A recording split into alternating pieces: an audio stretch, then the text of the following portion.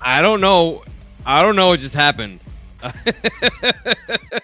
Penn State football wins 35-31 over Purdue in one of the wildest finishes to a game that I've seen in quite some time. We are officially, it is technically the second day of the Penn State football season. It's September 2nd, and I already don't know anything about this football team. So many different things about this game did not go the way that any of us expected. Purdue, Penn State put up 35 points, but Purdue played a relatively solid game in the secondary. That was not a good secondary last year. Penn State's offensive line, they ran the ball about 8 times in the second half after trying to prove a point in the first half.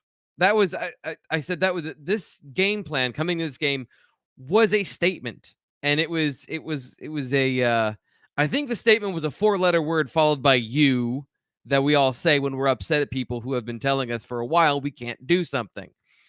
So I never know how to start these things. I'm your host, Thomas Frank Carr. This is the BWI Daily, the BWI Live postgame show. I'm here riding solo. Tom Hannafin's going to be back for next week. But where do you want to start? Because midway through the third quarter, maybe into the fourth quarter, I was preparing a speech here. You can't stay with Sean Clifford. You can't do it anymore. They were unable to put up points in the second half. And then he goes on one of the fastest, craziest, wildest drives that I've seen in a while. And Purdue, I wouldn't even say that these are things that are surprising. The plays themselves were pretty standard for Penn State football plays. They had their tight end out in the boundary. They ran a screen pass to Keandre Lambert-Smith.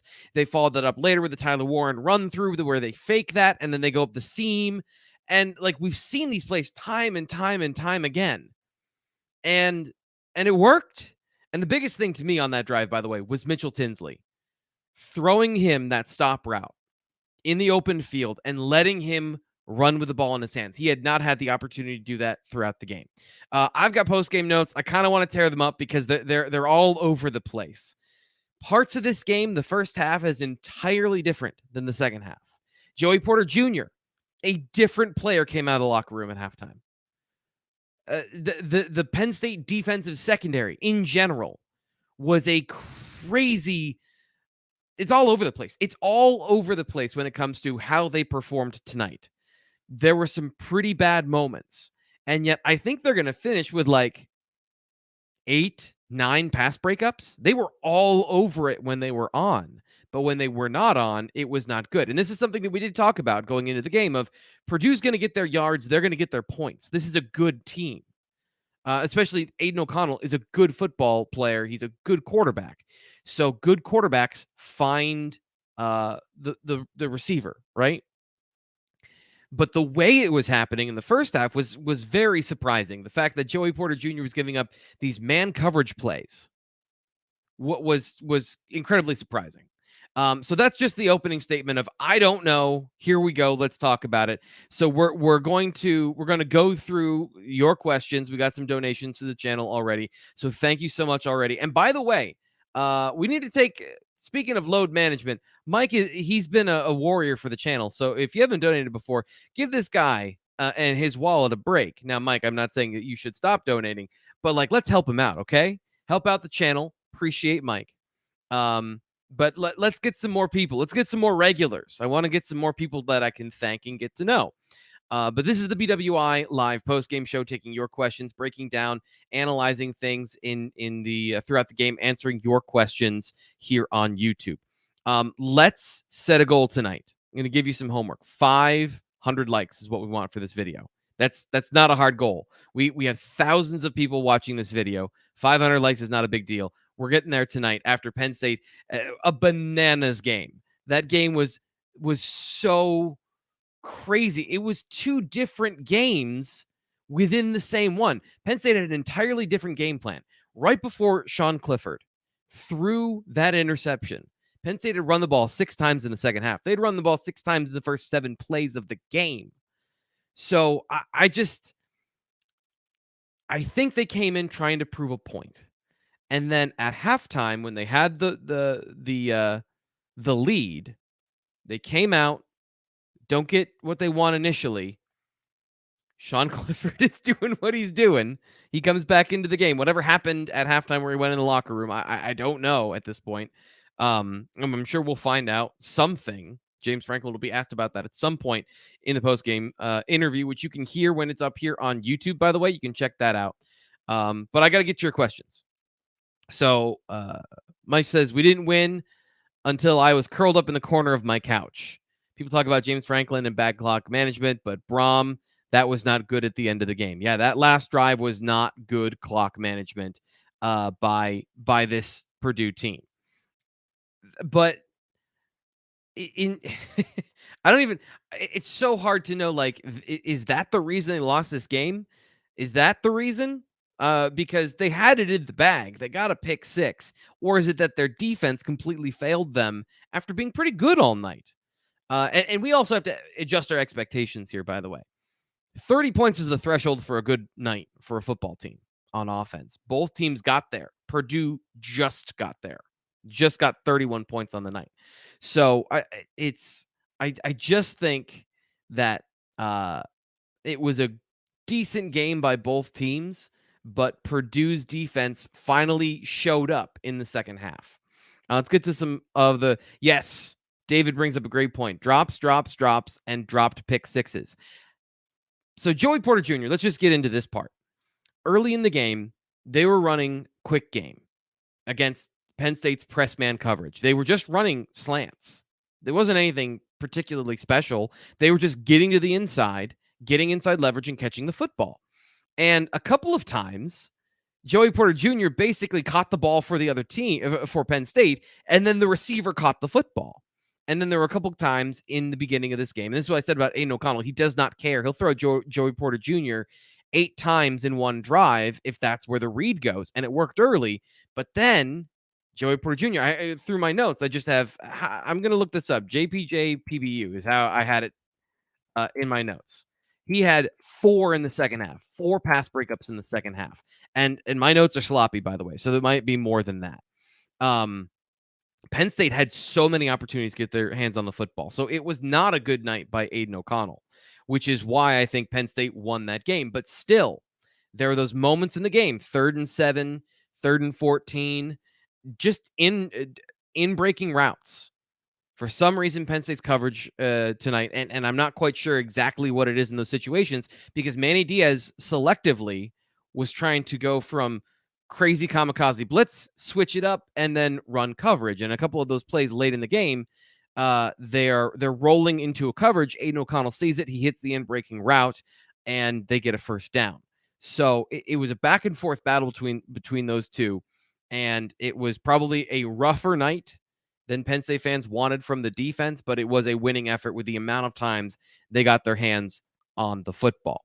Ryan says, the game took 3 to 5 years off my life, but a win is a win.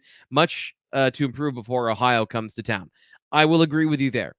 And I'm sure we're going to get into the offensive line. And I have some thoughts.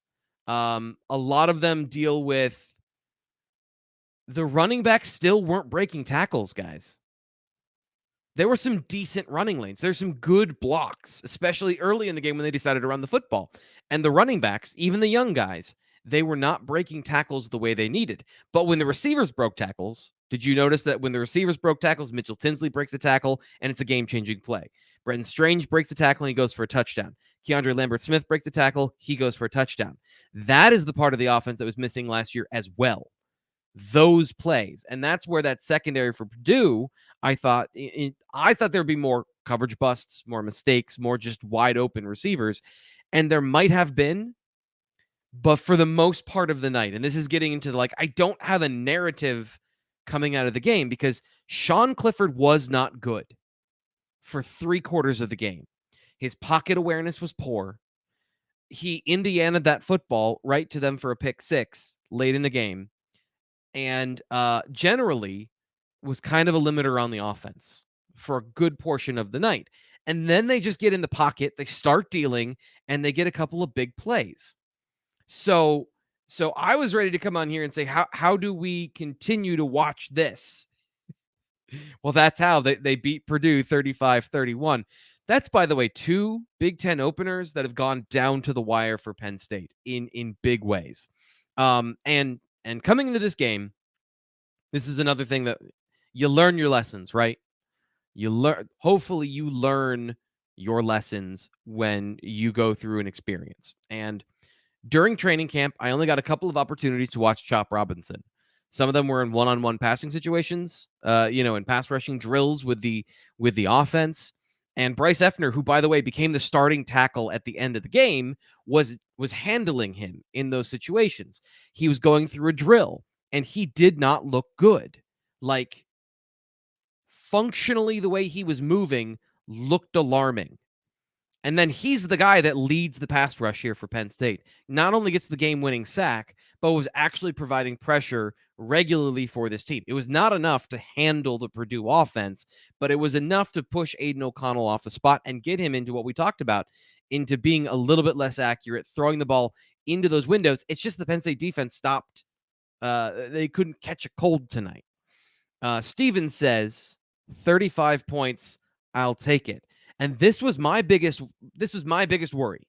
Speaking of predicting this game, I had 34 as the prediction, but I did not feel comfortable or confident with this offense getting over 30 points in this game, because it was not a very good offense for most of the day. They got those explosive plays, though. So going back to what James Franklin talks about when he talks about explosive plays, turnovers, those things changing the game, that is what Penn State got in this situation. And they almost got bit with it, They almost got it on the back end with the turnover by Sean Clifford, where, I mean, we all saw that, right? I don't need to break that play down. It was a good route. It was a good play call, and it was a clean pocket. And he just kind of airmailed it.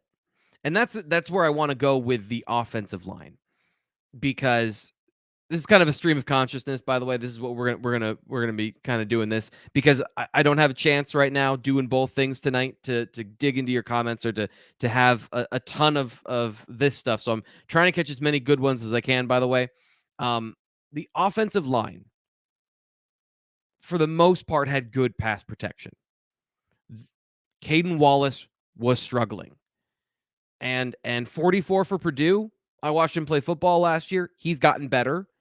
That's always what you got to understand, is like, players do get better. And I did not view him as a player that was going to be a factor as a pass rusher. And I don't know that he should have been, but he was. So Bryce Effner comes into the game, who, by the way, did not play in the spring and was, for all intents and purposes, we had considered him a non-participant this season for Penn State football. That was kind of what we were gathering. And then he's in camp, he's performing, and now he comes in and seals the deal as the right tackle coming in, because you need your pass blocking tackle, by the way. You need your run blocking tackle and your pass blocking tackle. And man, that was wild to watch that happen. And I don't know what happens beyond this game at that right tackle position, because it's an area that everybody was concerned about. And I was giving Caden Wallace the option to get better. I was giving him the opportunity to improve on what he was last year. And tonight was a bad game as a pass protector. And this is when it doesn't matter how good of a run blocker you are. If you get into one of these situations, both tackles need to be able to pass protect. And he had to come out of the game because he was not able to do that. So Penn State, luckily, James Franklin made that decision. Phil Troutwine made that decision. Those are good decisions to make, to pull the guy that is not pass blocking well, and to get somebody else in there who can hold up and give you some more protection. So we got a lot of questions too about the offensive line, the interior of the offensive line, better competition, better players. And Sal Wormley was the right guard all night. I didn't watch 100% of every play, but the rotation was not with Wormley. The rotation was Hunter Norzad on the left side with Landon Tangwall, which is something that kind of cropped up at the end of training camp, of some rumblings that maybe he didn't have as good of a training camp. And I kind of put it to the side. I did not, because I am very high on his potential. But this is the whole point, that Hunter Norzad came into the game because they wanted guys they felt were going to play the best. Now, there could be 1,000 other things going on. but they rotated early in the game, and then Norzad was a huge factor in the second half. Mike says we didn't win. We got to this one already. Sorry, I wanted to get to this one from Mike. Drops by everyone, play calling, not dialing up easy throws, defense not getting pressure. 11 years on my life, and a euphoric and confused feeling. I think that's the theme tonight. Everyone aged. It's like Benjamin Button, except it's not backwards. It's just no. It's like Indiana Jones, where they all die at the end and their hair grows long and they get old. That's how everyone feels tonight. And secondly, the offensive discoordination for a good part of the game. That's not what we were sold, right? That's not what we were saying. Year 2 in this offense, things were going to work better. But I come back to, especially on the offensive side of the ball, watching some of the run blocking up front.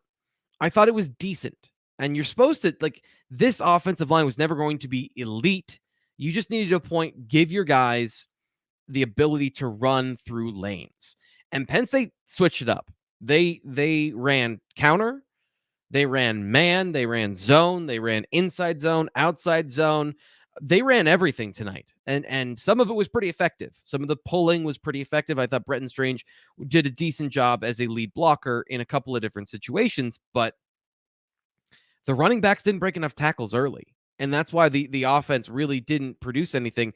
Once again, 3.1 yards per carry, and I don't believe we even have too many sacks tonight to take that volume down, to take that rushing volume down. So it was just straight up another bad night, 32 carries for 98 yards. The Penn State offensive line is once again going to be the whipping boy of this particular situation.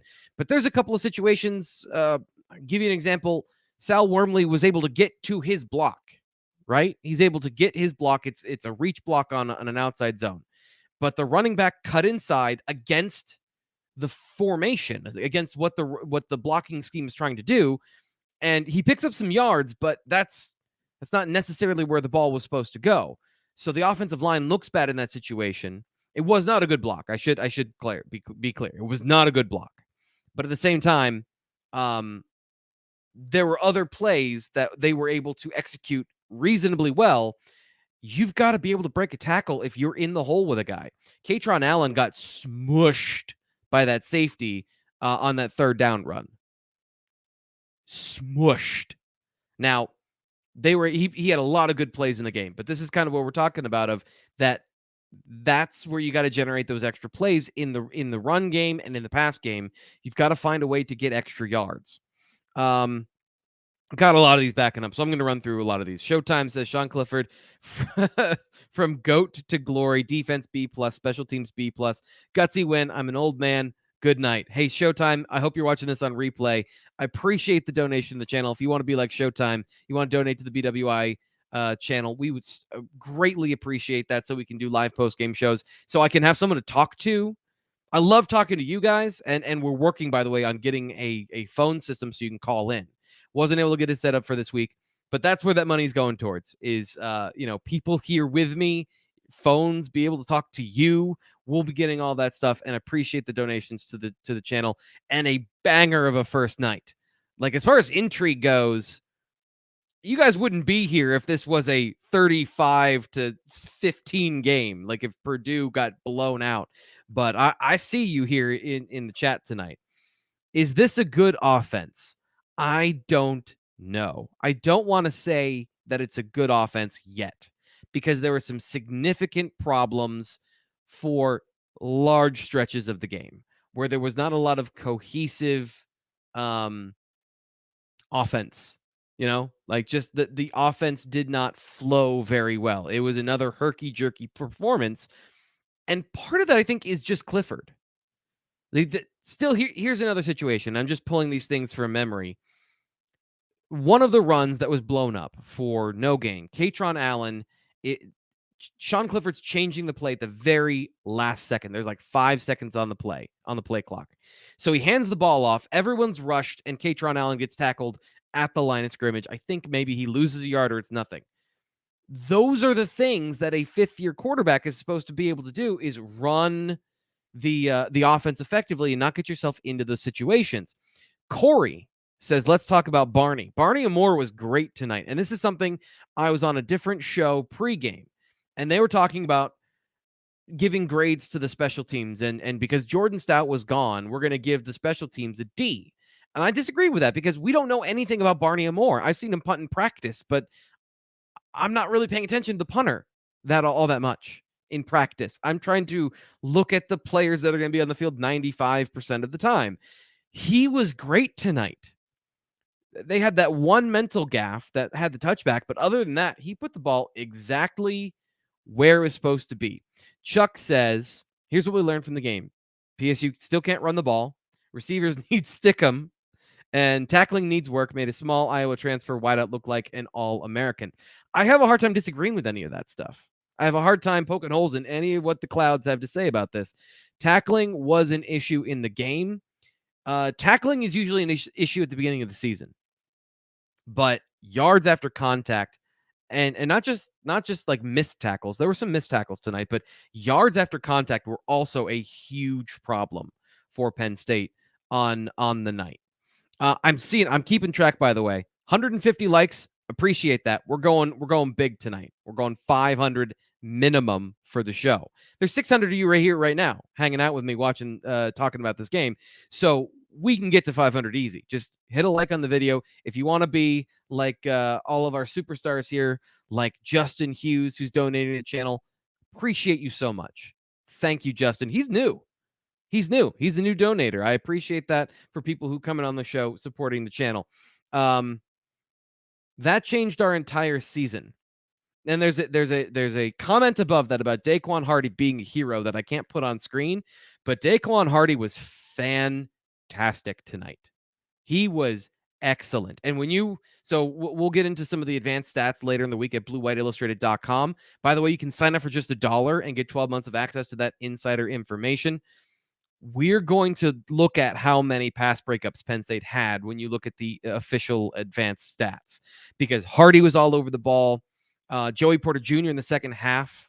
And that's the change in this situation was Joey Porter Jr. started denying some of those easy passes that they were getting early in the game. He was just using those condor-like arms and batting the ball away. And again, I thought he got some of those ticky-tack sort of calls in the game. You saw a lot of holding and grabbing tonight. That was in focus by the TV crew. How much everyone was grabbing. Here's a secret. That's just college football. That's how all corners play. All corners bear hug people at the catch point. Everybody does that. I don't know what else to say about that. So when a guy has a receiver by the nameplate, but it's not impeding the route and it's just him connecting to the player, he's just keeping that connection, and you call pass interference on that because it's a back shoulder throw and it looks bad. Technically, sure, you can call that. But I thought that was kind of a ticky-tack play. Now, later in the game, he was able to deny a lot of those quick game passes, and Penn State started to be able to jump some of those routes. And when they were able to do that, that's when they were able to corral this particular game and keep Penn State in it while their offense searched for an answer. Steven here with us. He says Franklin said Clifford had cramps. Like Lamar Jackson cramps? Where he's going to the bathroom? Because that's another one of those situations where that was another theory on the night. Philip says, appreciate all the great content. Philip, thank you so much for donating to the channel. Thank you for the compliment. I appreciate that. Doing our best here tonight to get all of your questions, all your thoughts on the show. I kind of want to get some of the questions here. Did we talk the offensive line yet? I've gone over it, but I don't know that you're going to get your pound of flesh from me because two things. First off, there's a lot of stuff flying at you trying to do live analysis. And I'm going through the majority of what's the run, what's the point of attack, what did the running back do, and what about the blockers at the point of attack. For the most part, I thought they were pretty good. Early in the game, they came off the ball, and a couple of guys were getting some really good blocks. In particular, Tangwall was doing pretty well early in the game. He got some pretty good blocks getting to the second level, some good double teams, some good movement, by the way, from Caden Wallace and Sal Wormley on the right side. Did they give him Did they give the running backs Mack truck lanes? They did not. But they were functional lanes. And that's where, again, I put it back on the running backs. You've got to make a little bit more out of those situations. And I got to say, this situation with the running backs and rotating and rotating and rotating and rotating, I'm typically not a guy that cares too much about that, but I care now because it was ineffective. Katron Allen looked good for a minute, and then he had a couple places where he wasn't good, and then the drive's over, he comes off the field. Kevon Lee's a decent running back, but you got to get Nick Singleton on the field more. Now, he was early in the game the guy that had the most carries. So he was hot out the gates, 9 carries, and eventually it led to 22 yards. And I think 9 of those were on one run. Katron Allen, your leading rusher at the end of the game, 8 carries for 31 yards, a whopping 3.9 yards per carry. I just don't think that's good enough. I don't think it's good enough that you have 8, 9, and 9 as your distribution of carries.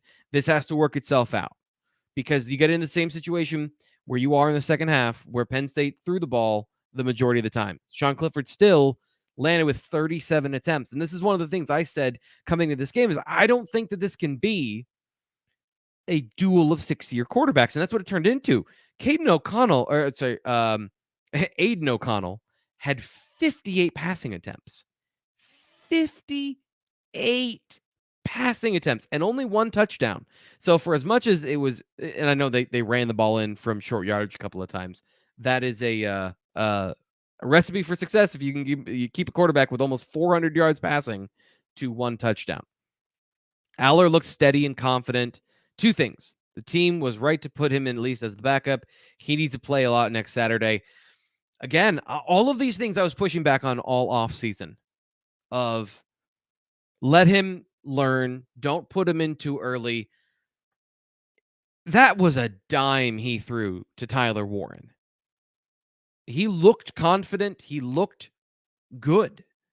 I agree. That was part of my speech here that I had to throw out once Clifford saved his job. Was that like, okay, we need to move on. We've seen enough. Sean Clifford, when it comes to the big moment, he's going to backpedal, throw off his back foot, and that's what you get.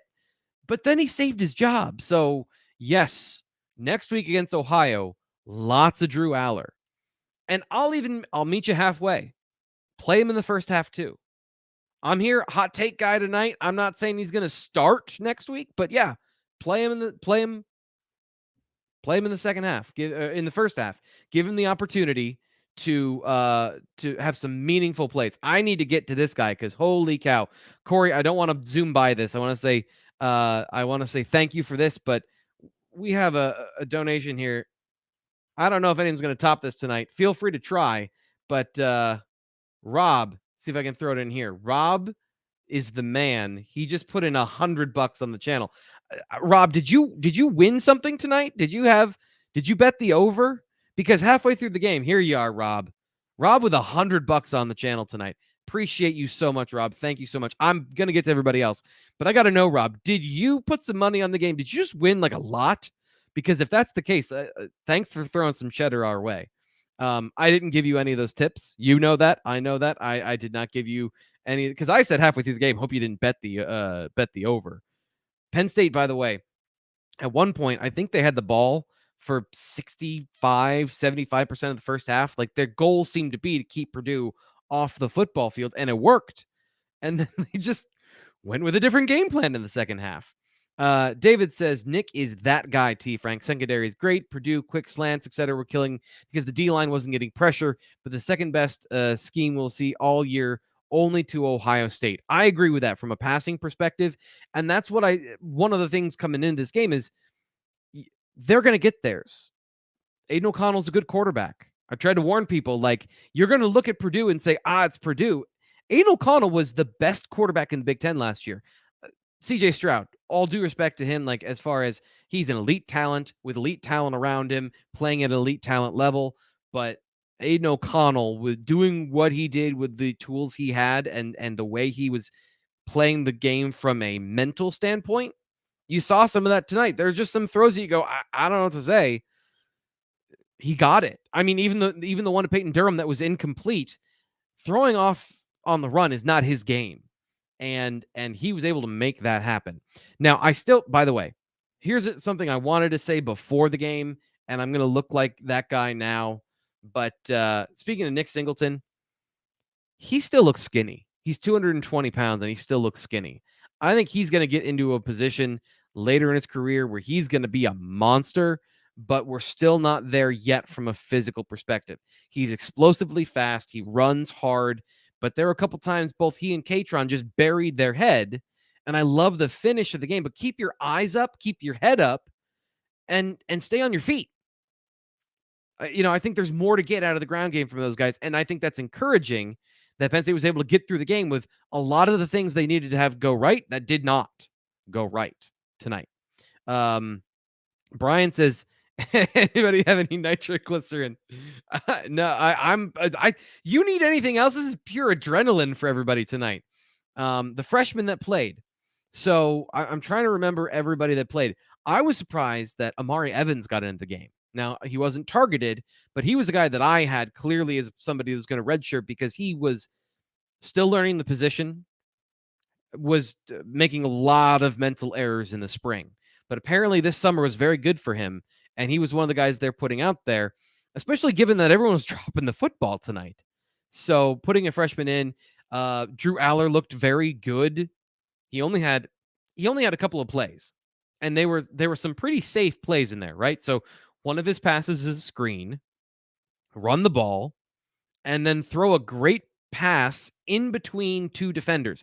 And that was a great play by 6. I think it's Jalen Green is his name, where that's from what I remember, that's cover 3.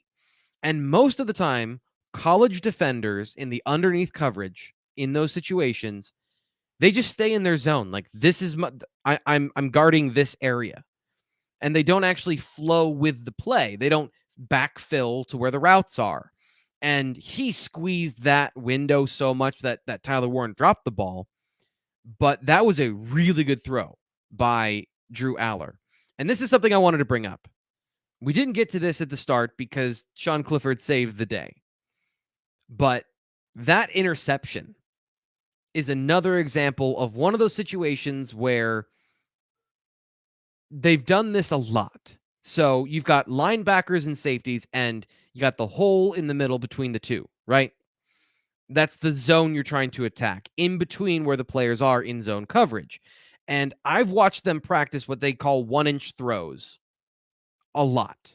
You're trying to get the ball over the tip of the linebacker's hand, right here, an inch over his hand, get it down in, and get it to the receiver. And Sean Clifford was up here on that throw. And then you look in comparison to what Drew Allar was doing on that throw, 1 inch over the head of the defender into that window. And I'm not saying that I'm not saying yet, because Sean Clifford saved his job tonight, that Sean Clifford should go to the bench and that Drew Allar is clearly better. We don't know what we don't know about Drew Allar. But those are two throws that are illuminating to me, of seeing those things and just, you look at what Aiden O'Connell did as a 6-year quarterback tonight, and the way he was able to throw the ball 58 times, be the offense for Purdue. It's just, that is what you expect from Sean Clifford. And I hate to keep bagging on the guy that won the game, but it's tough. And scored 35 points. Again, scored 35 points. Corners deserve a huge shout out. Agreed, James. We given them some love earlier on the show. If you want to watch on replay and get back to those comments, people have been watching the show for a while. We've been discussing those guys jumping routes and the number of dropped interceptions that were in this game. This game could have gone very differently. So I know a lot of fans are probably going to be upset with the Manny Diaz defense, and there was some leaky run defense, by the way. 23 carries for 70 yards, but a lot of negative yardage from the quarterback. And in the end, 15 carries for 57 yards for the starting running back, King Duree. 3.8 yards a carry. Not an exceptional night, but it just, because O'Connell was so good, and that's just enough for that offense, that's the kind of night you were hoping for from Penn State. But they had a couple of opportunities to be better in run defense. And here's one of those situations that I noticed in the game. Manny Diaz loves to stunt. He loves to stunt his players and twist, and nobody's going to stay in the gap that they started in. So in run defense, and I apologize for people that know more, about football and this is review. You've got your gap, right? In run defense, between the center and the guard, the tackle, tight end, outside. You've got your responsibility to be in one of those gaps. But in Manny Diaz's defense, you don't stay in the one you line up in. You're here, you're here, you're here. I'm doing all these. I'm very Italian. I lots of hand motions. But you're all over the place. And sometimes what happens is you've got Hakeem Beamon on the edge, setting the edge of a run contain. And he doesn't get out there in time. And then you let the guy outside on a 2nd and 7, and he gets 14. So buttoning up some of those things, I don't know that it's as bad as it seemed, because those are not guys getting run over. Those are guys not being in position properly. That can be fixed. I didn't see a lot of guys getting pushed off the ball by Purdue tonight. Corey says Sean Clifford is golf hits 99 out of 100 terrible shots, but the one sweet stroke brings you back next week. That is perfect. That is absolutely, you can't quit him. James Franklin will not quit on Sean Clifford. And I don't, has he been rewarded for that? I guess this is the season, we'll see.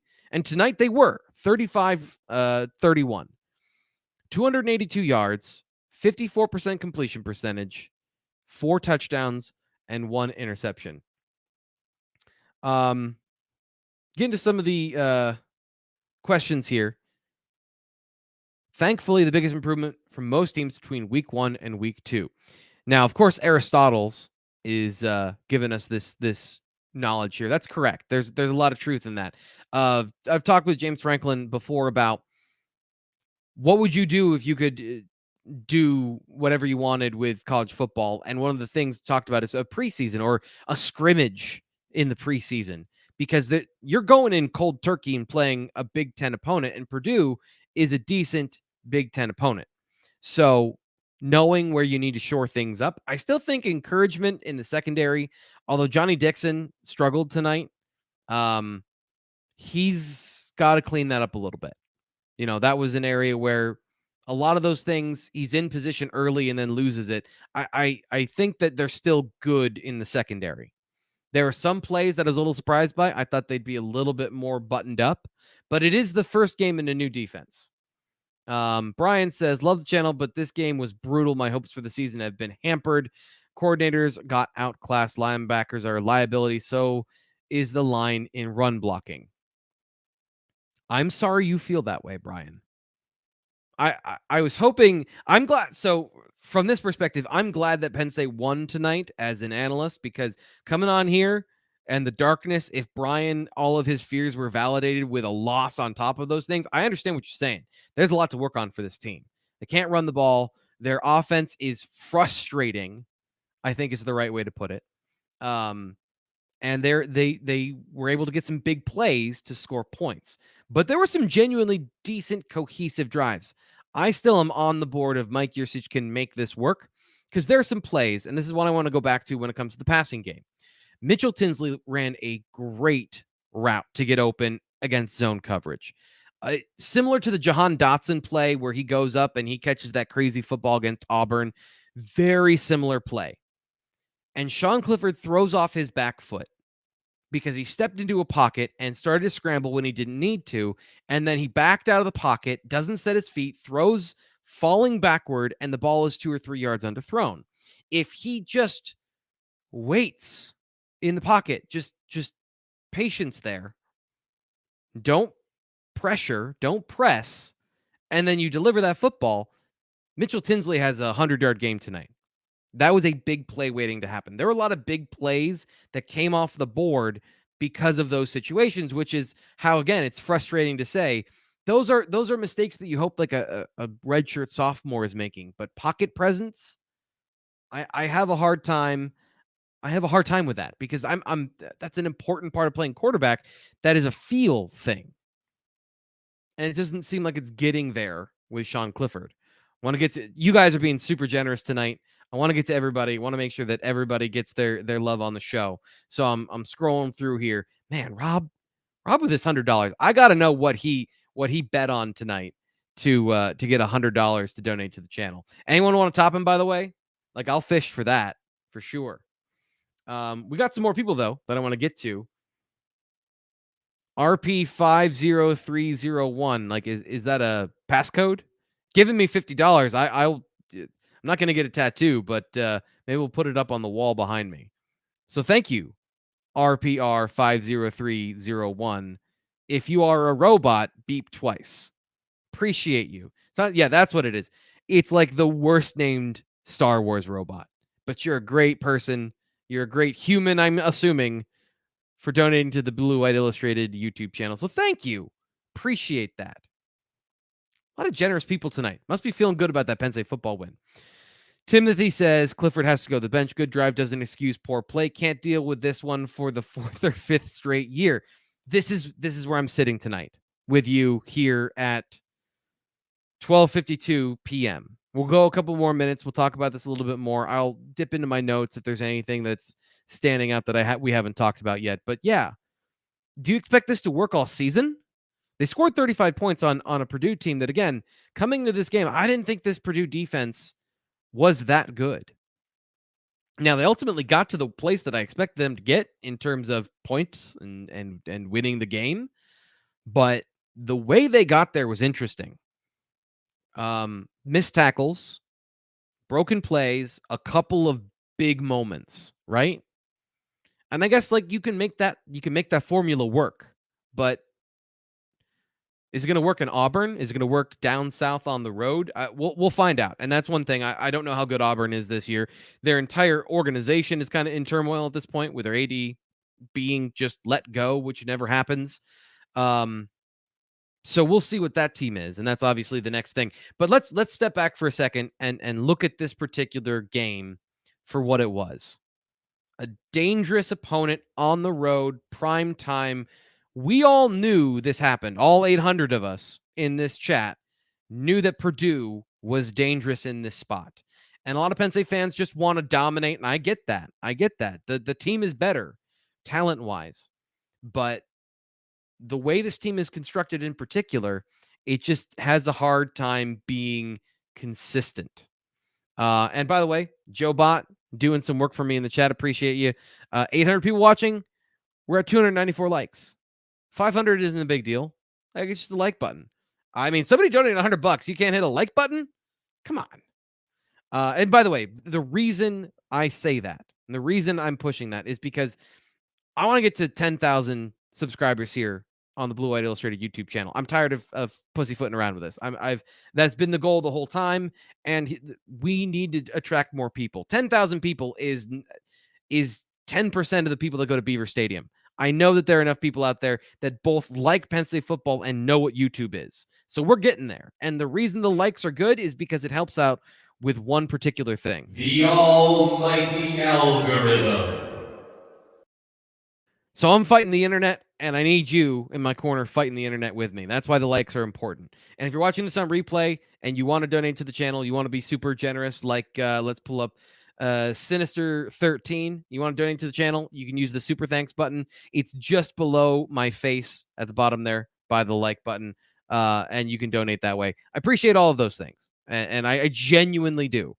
So overall tackling looked pretty good for game one. So we've got one don't like the tackling. We got one do like the tackling, given it's game one. So I think that's a fair place to be. Kind of ambivalent on this game because it's all over the place. This was such a schizophrenic game. Let's see what else is here in my notes. For the most part, we've covered those things. So if you have any other questions, you have any other comments you want to get on the show, the main things that I wanted to cover, we have gotten to those. PSU wins the way they won. Everyone is in the exact same spot, Beavertown. Is that, how do you feel good? Why do I feel so good right now, I think, is the way most people in chat are feeling. Why do I feel this way? Because it's not exactly great, but it's not exactly terrible. O'Connell looked like a sixth-year quarterback. Clifford did not. Take the win. Look forward to Allar. I think I'm changing my expectation for this year of how much we're going to see Drew Allar. I think that's another thing I'm taking away from tonight. It wasn't a fluke. It wasn't anything where somebody got banged up or there's something going on. I think Drew Allar just straight up won the quarterback competition and was the backup. I'm not going to feed into the conspiracy theory there anymore. He looked good. But like Christian Veilleux last year, we have seen 4 passes. So we'll see. We'll find out. Rotating the running backs way too much, not giving any of them a chance to find consistency. And to give them consistency, here's my question. Is it consistency or is it just opportunity? Because here's the reality of running plays. And for a very long time, I have charted run blocking plays where I'm going through and I'm looking at every single player and I am saying, what is their block? What is their responsibility? It's really hard to perfectly block a run play because it's like an intricate dance, like a ballet, except somebody's trying to kill you while you're doing it. So there's all this coordination that has to happen. There's all of this symmetry that you need between the offensive line and the running backs, the offensive line and the other offensive linemen. It is very hard to properly run block. Now, that's why it's super helpful to have one dude that just takes another human and throws him 3 yards. But in lieu of that, you need to have a lot of really good run blockers. It's really hard to, in 9 plays, how many good opportunities does Nick Singleton have to break off a run? 2? I would argue that maybe he had 2 good opportunities to rip off a really good run. One of them went for 9 yards. So yeah, I think that you have to condense this a little bit or find another way to make this work. Thank you, Matt, for donating the channel for the super sticker. Getting everybody here, getting everybody's love on the channel. I think we got everybody else. We still got some mega donations because Rob is still up there. $100 will get you the prime spot on the show for quite a while. John wants to push back. All you people expecting absolute perfection in game 1. Last year doesn't matter. This is a different group of guys. 6th year doesn't matter. Group of different guys. That's an interesting idea because I agree with part of it. Like, you're never going to get perfection in football. And this was a decent Purdue team. I don't know if it was this decent of a team, but they have elements that frustrated Penn State. The part that I thought was surprising is the secondary did very well. And I didn't think that was a particularly good part of the game. Now, once Penn State was able to swap out a couple offensive linemen, the pass protection, the pocket stabilized, and you saw a little bit more efficiency. You just need to get that more often. And that's going to be my biggest question mark going into game 2. Does someone see the bench? Is someone not playing next week because they didn't play well enough? Because previously that has not been an option. That's not been the case. So does the offensive line, does that happen? Somebody asked me earlier about the freshmen playing, and Adam brings up Zane Durant out there for his first game. Great to see him out there. He and Dennis Sutton, not a huge factor tonight, but they both saw the field. So their first game, that's kind of in line with what we were expecting of true freshmen on the defensive line. Is you're not going to, you're not really going to have all these guys make impact right away. And Penn State played a lot of defensive linemen. I was actually happy to see PJ Mustipher play pretty well. He didn't have a lot of impact plays. He wasn't a large presence in the game, but when he was out there, he was able to hold his own. He was able to hold up at the point of contact.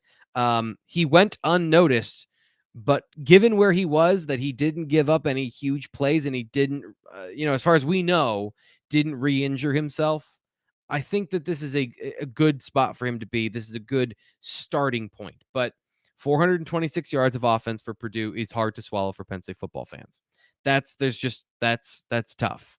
It is a good offense. It's a good offensive scheme. It's all those things. But if you are Penn State, and you just hope that you don't put up points in bunches like this, because here's the other thing. Looking at this game again, 21 points in the second quarter. So you went the full first quarter, nobody scored because everyone wanted to sit on the football. It was like boxers at the beginning of a match, just kind of like feeling each other out. And then bam, 28 points in the second quarter combined between the two teams. Penn State had a good run there.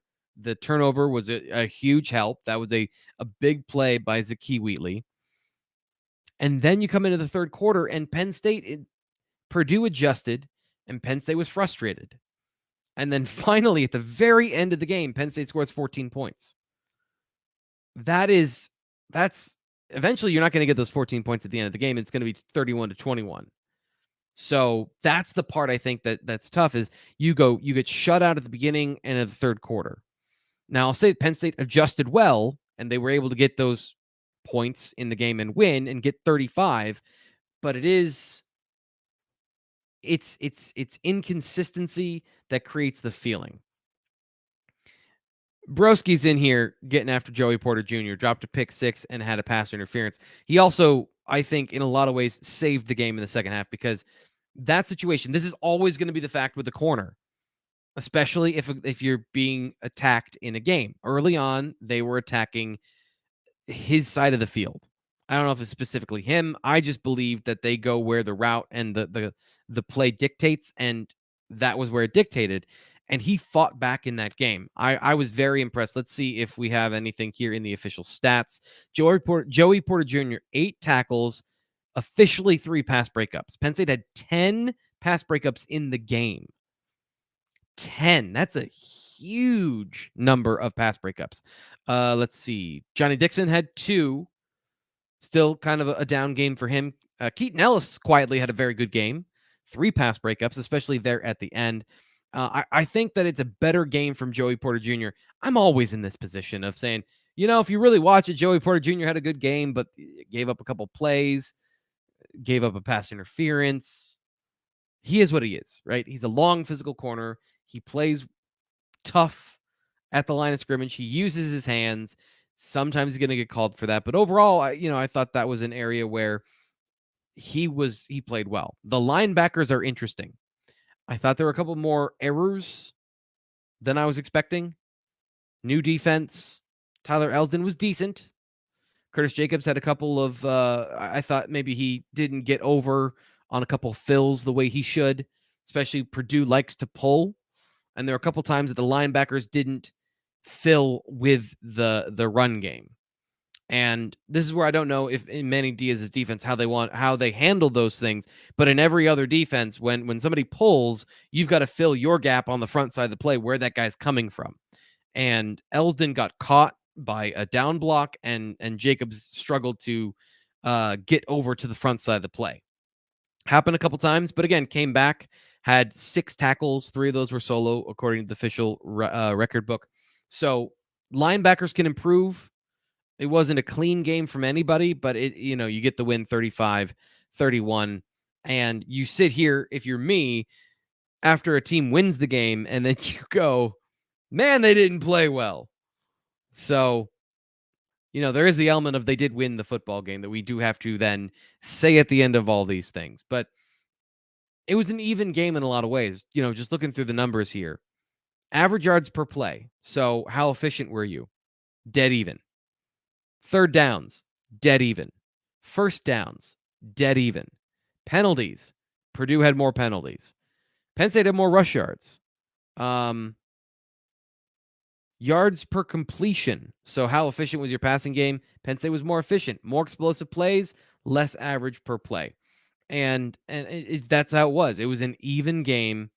Tackles for loss were the same. Sacks were almost the same. Fumbles lost. Penn State was the advantage in the turnovers in that area. So it was an even game, and Penn State made plays at the end, and they were able to win the game. So I think that's where we're going to leave it today for the BWI live post-game show. Any final questions? We got Super Shanob. Hi, how you doing? Appreciate you being on the channel. And thank you to everybody who watched the show tonight. This has been a lot of fun. We do have to cut it off, though, because we got to make sure that everyone gets to bed, and then we get up tomorrow and we talk about this even more. I will have a full film breakdown, by the way. I'm going to full breakdown at bluewhiteillustrated.com so that we can get into all these things, the things that I missed the first time around, give you the narrative of what happened, and figure out what was going on in the first and third quarter in more detail to give you the full breakdown. Tonight is kind of the preliminary. Here's what I saw watching the tape and watching on replay on my replay system. So hopefully you want to join me. $1 for 12 months of access at bluewhiteillustrated.com. We're going to have that up hopefully tomorrow. It's a long day, long grind on the film, but we're going to get it done. So thank you to everybody here on the channel. You guys have been super great tonight. We're going to have Tom Hannafin back on the show for the Ohio game, so that we can have a little bit more dynamic coverage. It's not just me monologuing for 55 minutes, because even I'm tired of hearing my voice at this point. So thanks to everybody who stuck around. We will be back again on the BWI Daily Edition for Friday with all kinds of great coverage at bluewhiteillustrated.com.